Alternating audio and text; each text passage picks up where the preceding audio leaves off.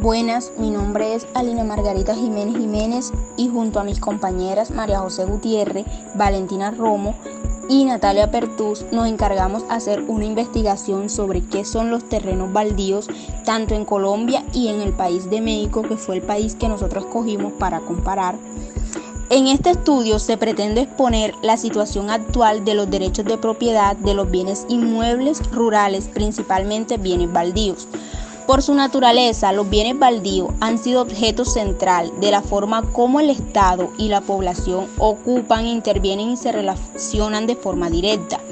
Debido a esto, es completamente relevante traer a colación la acumulación de baldío como una problemática emergente, especialmente por el desarrollo de la política de adjudicación de baldíos en Colombia,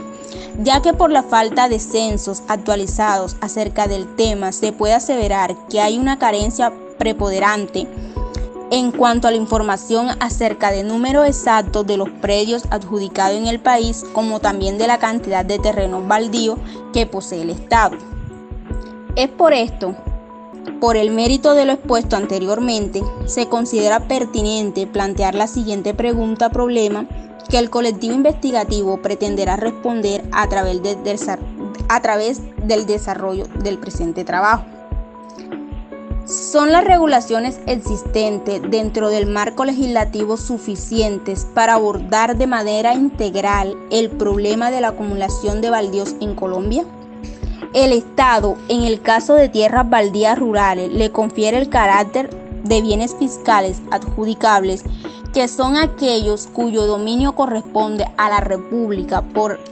lo que es ésta quien le otorga una función social, en la cual se le dota de derechos de propiedad para hacer ejercicio de beneplácito público,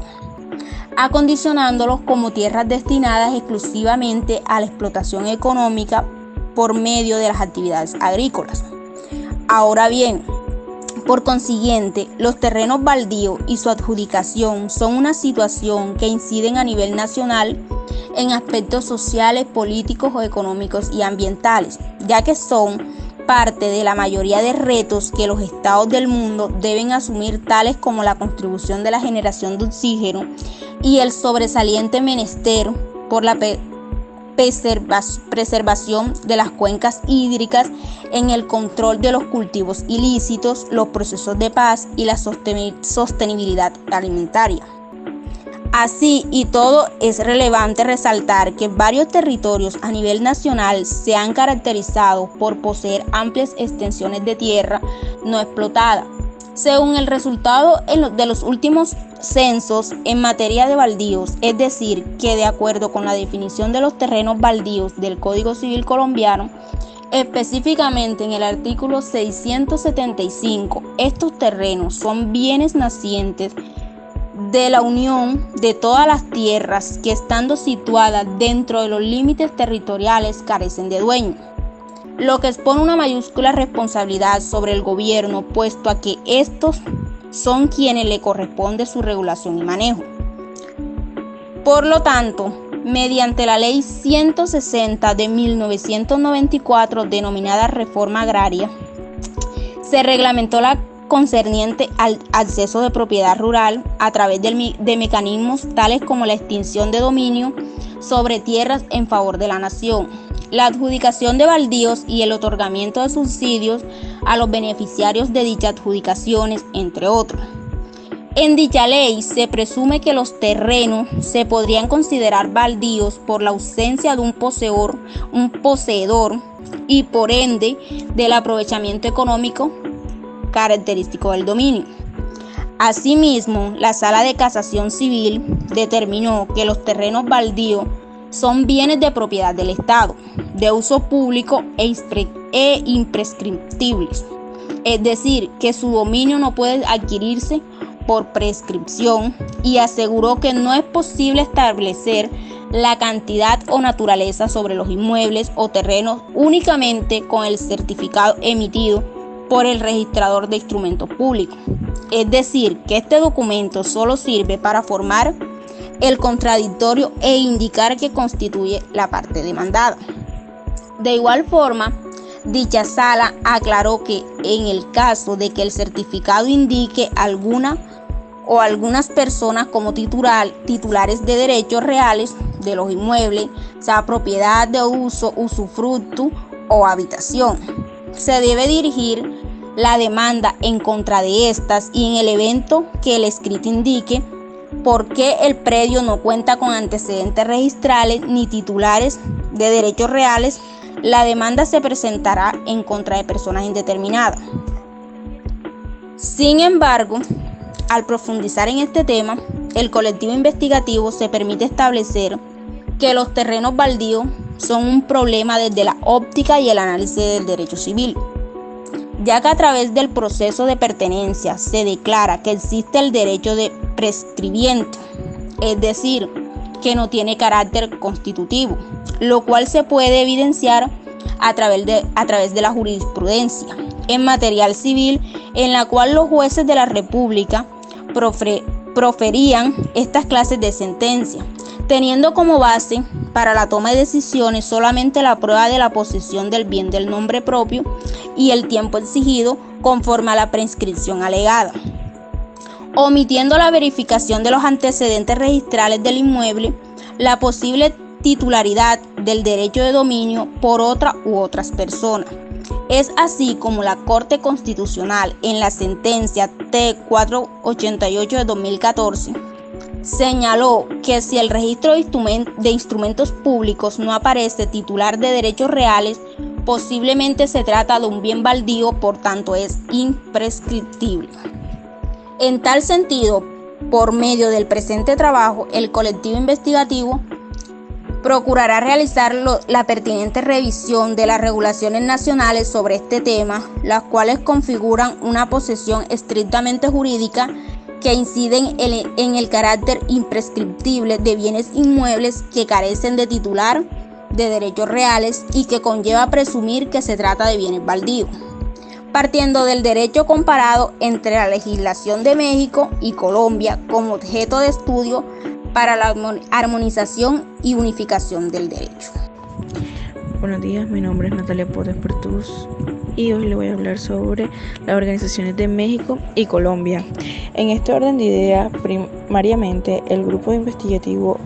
abordará en el trabajo en materia de derecho comprobado basándose en el análisis de las políticas públicas que a lo extenso de la historia del país se han generado para posteriormente comprobarlo con la legislación de México,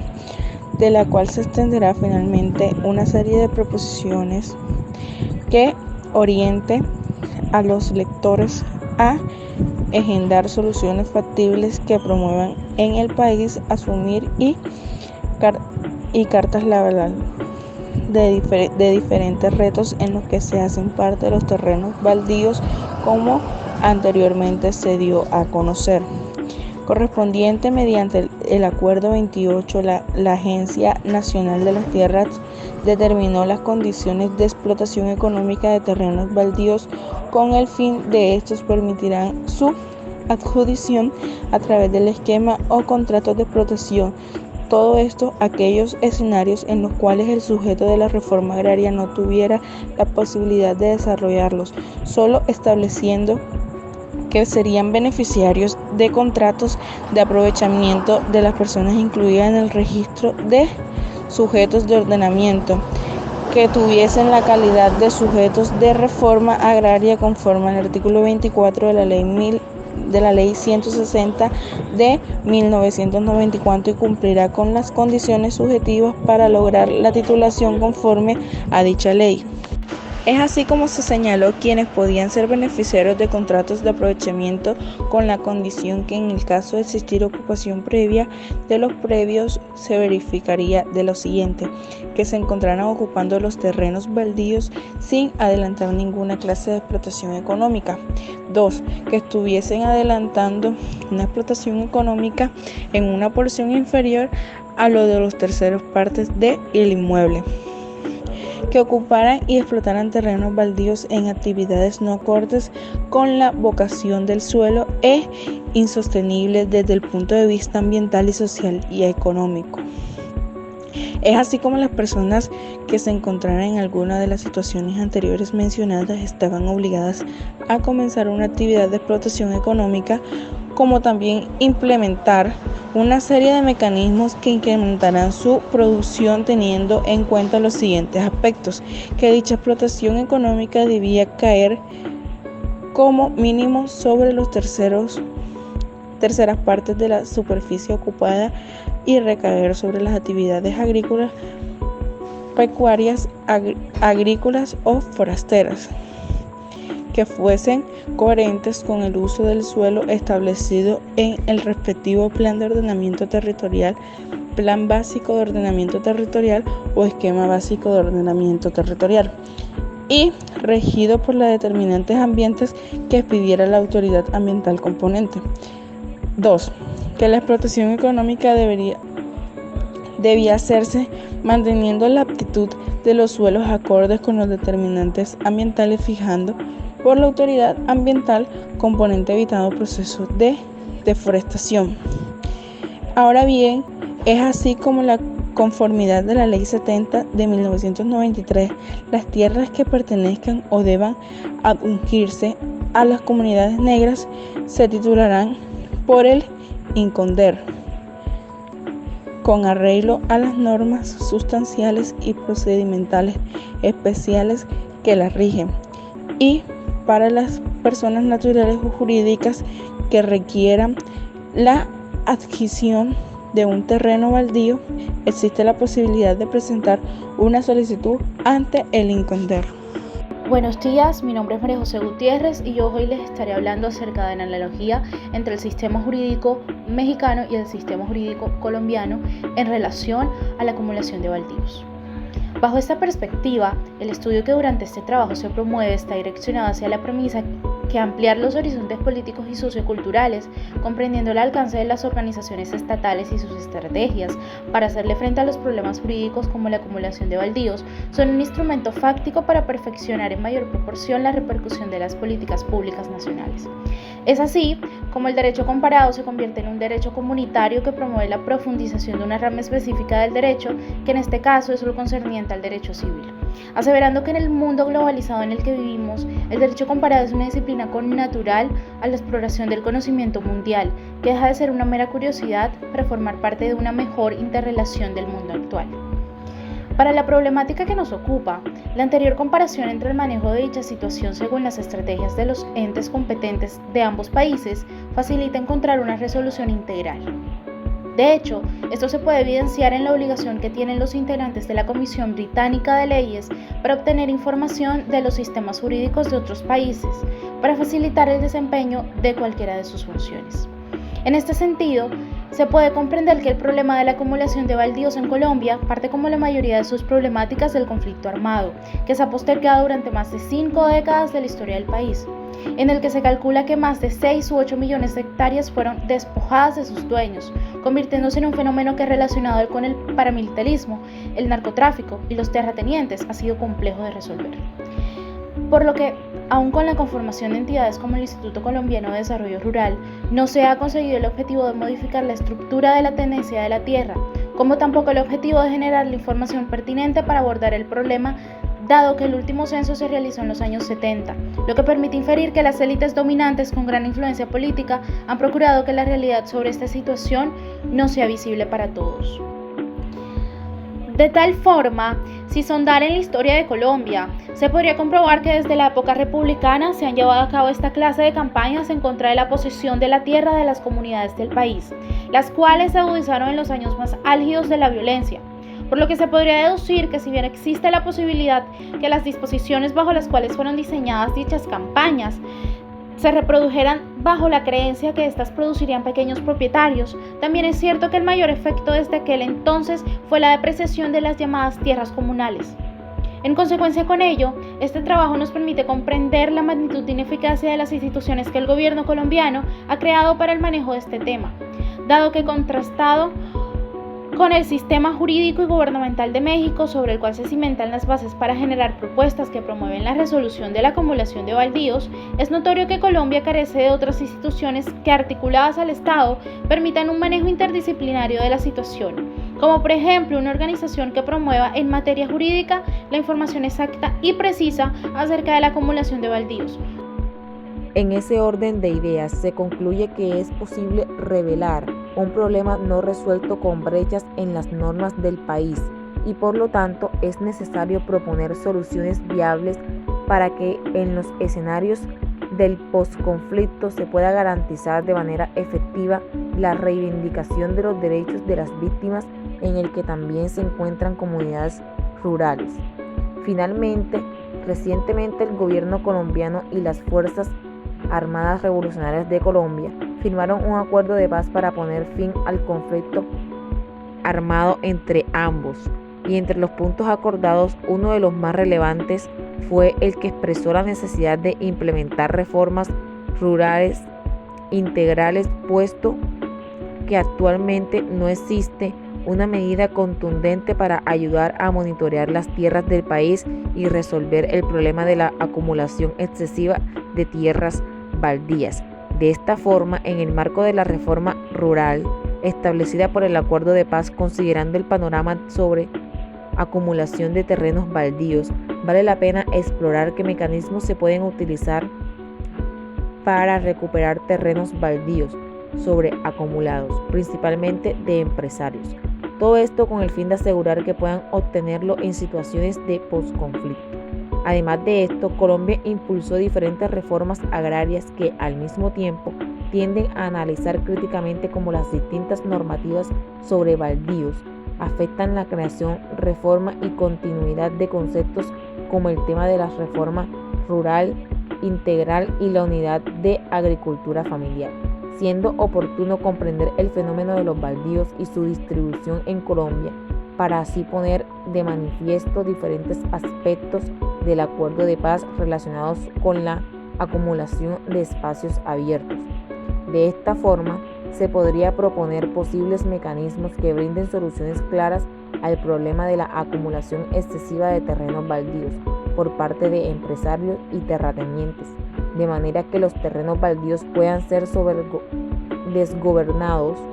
de manera efectiva, figurando como objetivo final la promoción de una mayor adquisición de terrenos, los campos y tierras de agricultores y comunidades rurales. Sin embargo, en Colombia estas entidades se limitan al análisis y verificación de denuncias de congresistas y organizaciones, siendo una constante la acumulación de terrenos con un historial de terrenos baldíos que supera las limitaciones de las unidades agrícolas familiares y está compuesta por comerciantes y personas con gran capital, independientemente de su origen nacional o extranjero. Es por esto por lo que si los trabajadores agrícolas puedan adquirir gradualmente, el Estado colombiano debe velar por el cumplimiento de las leyes y los objetivos constitucionales. De igual manera, la CGR debe señalar que,